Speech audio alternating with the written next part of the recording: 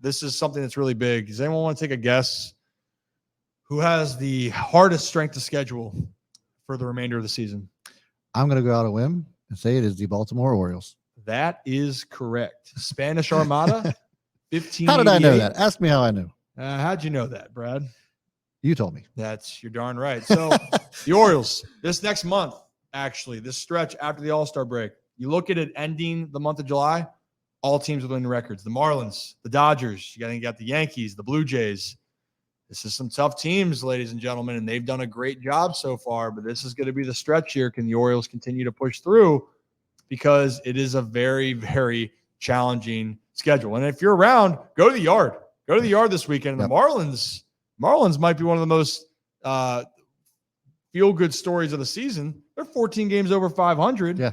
And they're playing some really good baseball. And they have a guy, by the way, Luis Ariz, who's trying to chase 400. A stud. I don't think he's going to actually hit 400 by the end of the season, but he's a stud. I mean, just unbelievable. They're doing a lot of good things down there in Miami. So I just want people to understand that this next month for the Orioles, people have asked me about it for a while.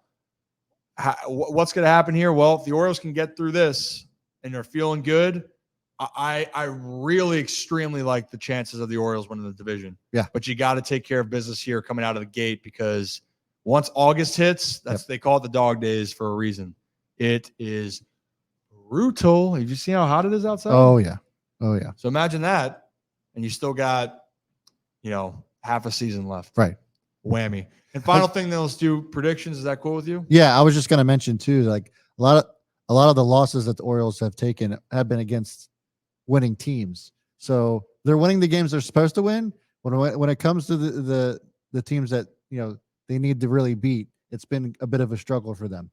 So I mean, we look at the obviously the Braves, and then Tampa Bay, and then even the Reds, when they came to town, was also a big struggle. So, but then they obviously ripped off 5 games after that. But I just wanted to emphasize that a lot of the losses that they've incurred have been against a lot of these big teams in that schedule. So it is going to be really interesting to see how this all shapes up, because it's going to be a tough schedule. And if they can if they can actually have a winning record, and let's just say they stay at 600 or above at the end of that, it's going to be pretty incredible. Oh yeah. For me, if they were 500 over the next, I was mistaken with, here's this gauntlet for the Orioles schedule coming up, and then we'll jump into predictions. Okay.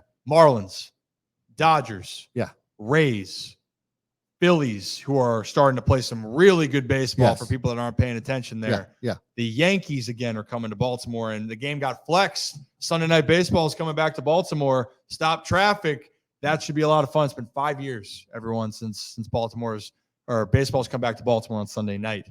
Really? Mm-hmm. Wow. And then after that series, the Orioles go up to Toronto, where then they finally play. Then after that series, a team with a losing record, and that is the New York Mets. And that's how far away? And that's on August 4th. So the Orioles' next series, for the next 2 weeks, they're playing winning baseball teams. That is correct.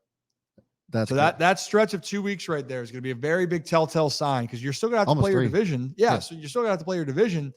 And then you get teams like Oakland again. You're playing the Padres, who, again, I think the Padres can turn it on in any minute.